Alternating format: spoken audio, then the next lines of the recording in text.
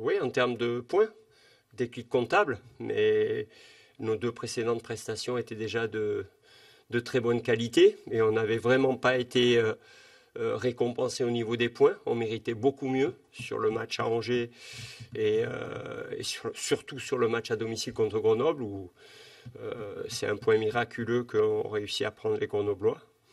Donc là, dans la continuité, avec une très belle première mi-temps de notre part, on a cette fois été récompensé. Donc c'est une montée en puissance progressive de l'équipe. On a commencé par une défaite dans le traditionnel contre le leader. Ensuite, un nul, mais vraiment qui nous a laissé beaucoup de regrets contre le troisième.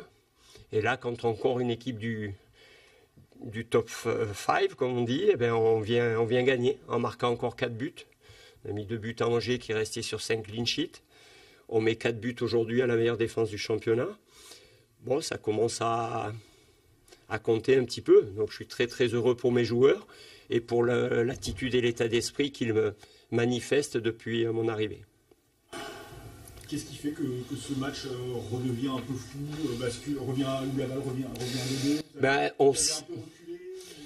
Oh, c'est un petit peu naturel. Je ne crois pas que le bloc est reculé. C'était le bloc qu'on avait en première mi-temps.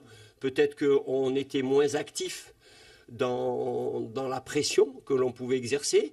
On sait que cette équipe, elle est redoutable sur les centres et dans la surface de réparation. On se fait prendre 2 fois sur des coups, on est pris sur le côté, on est pris sur une reprise de la tête et un centre en retrait. Une nouvelle fois, ils marquent sur 2 centres, on sait que c'est leur point fort. On savait aussi, et ça c'est l'histoire du foot, que 2-0, l'équipe qui revient à 2-1, ça a l'énergie, la confiance souvent bascule. Donc bon, après ce deuxième but, on pouvait être un petit peu inquiet, mais quasiment sur le coup d'envoi du deuxième but, on s'est créé une belle situation. Bon, après, forcément que les Lavallois étant un de moins, ensuite, nous on est passé en 4-4-2 et puis on a joué tous les coups à fond.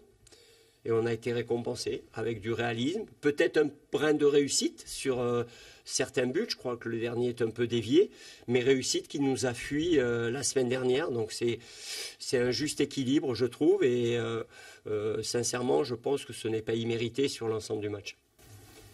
On a vu notamment un duo milieu de terrain, Cadiou, Pierret, qui a joué à un haut niveau. Je crois que Pierret a dû perdre un ballon dans le match. Je suis d'accord avec vous. Et encore, je pense qu'ils ont pioché physiquement à partir de l'heure de jeu.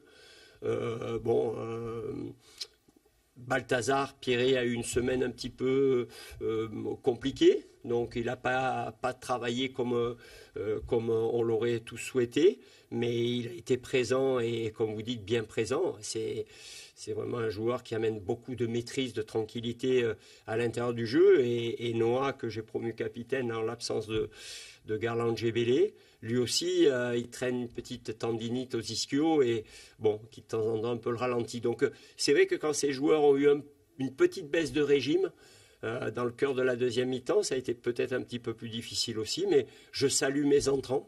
Qui ont été Diaga Ayad qui est décisif, qui nous marque le 3e but, Kali Koulibaly qui a pesé, qui s'est créé plusieurs occasions, et enfin Alan Domarcolino qui, avec un peu de réussite, je me permets de lui octroyer le 4e but. Donc tout ça est de très très bon augure pour la suite.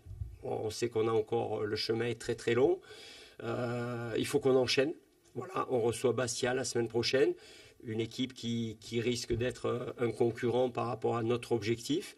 Et donc, il faut enchaîner une 2e victoire consécutive. De toute façon, on se sort de cette zone de classement à travers une série de 2 ou 3 victoires. Dunkerque a montré l'exemple, là, je crois qu'ils sont sur 3 victoires. Voilà, à nous d'enchaîner. Il ne faut absolument pas se reposer là sur quelques lauriers que ce soit et se remettre au boulot. En tout cas, j'avais lu ce matin dans Ouest France que j'avais jamais gagné à Laval, mais ça m'a mis un petit peu de peps supplémentaire. Donc j'ai cassé cette stat. Et c'est vrai que j'ai bataillé souvent ici avec mes clubs. Ça a été souvent très dur. Est-ce que vous avez été étonné de la fragilité défensive des Lavallois alors que c'est leur point fort?